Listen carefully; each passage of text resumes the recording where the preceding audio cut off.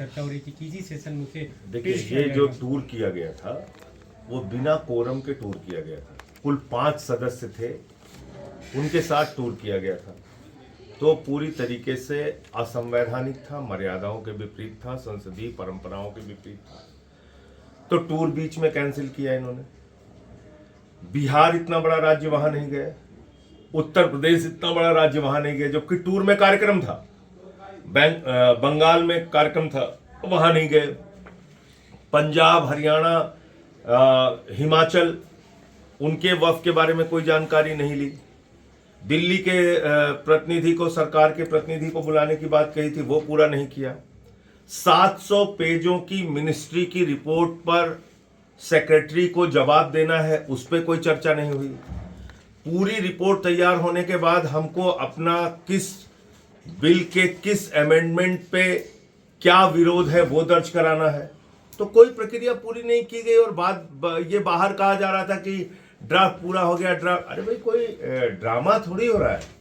एक बिल के ऊपर सदन ने जेपीसी को वो बिल रेफर किया है चर्चा के लिए, तो व्यापक चर्चा कराइए। चर्चा पूरी नहीं हुई और आप कह रहे हैं हम ड्राफ्ट प्रस्तुत करेंगे। तो इसलिए मुझे लगता है कि आज समय सीमा बढ़ाए जाने का प्रस्ताव सदन में पारित होना चाहिए और इसकी समय सीमा बढ़ाई जानी चाहिए। जी, एक आज आप लोग मुख्यमंत्री हेमंत सोरेन के शपथ ग्रहण कार्यक्रम में जा रहे हैं।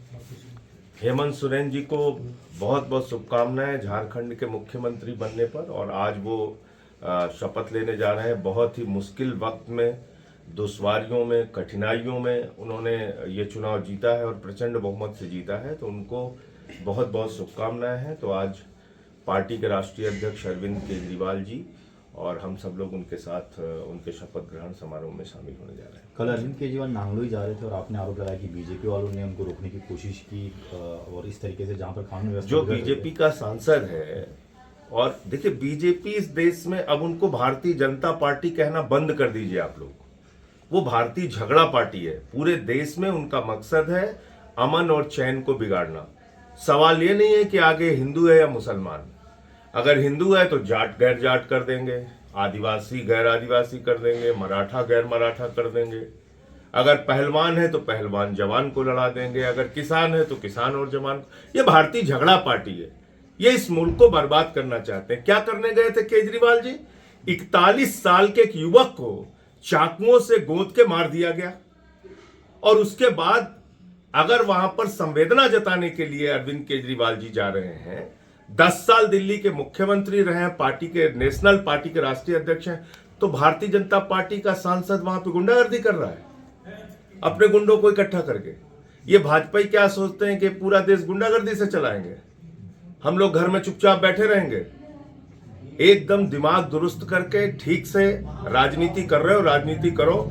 लड़ाई झगड़े बवाल पे आओगे तो उसका जवाब हम देना जानते हैं। सीधी सी बात है। लॉ एंड ऑर्डर को लेकर सर किस तरीके की स्थिति आपको नजर आ रही है सर जिले में? लॉ एंड ऑर्डर पे मैंने सदन में चर्चा की मांग की। कल 267 का नोटिस दिया था और हम चाहते हैं कि इस देश के सदन में व्यापक चर्चा हो इस मुद्दे पे।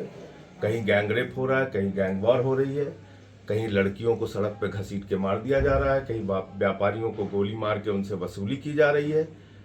तो ये दिल्ली देश की राजधानी है जहां प्रधानमंत्री रहते हैं, गृह मंत्री रहते हैं।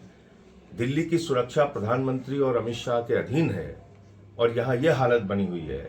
तो मुझे लगता है कि इस पे सदन के अंदर चर्चा होनी चाहिए। मैं बताऊंगा आंकड़ों के साथ कि किस तरह से देश की राजधानी में अपराध बढ़े हैं। इसको देश की राजधानी के बजाय अपने अपराधों की राजधानी बना दिया। ठीक है।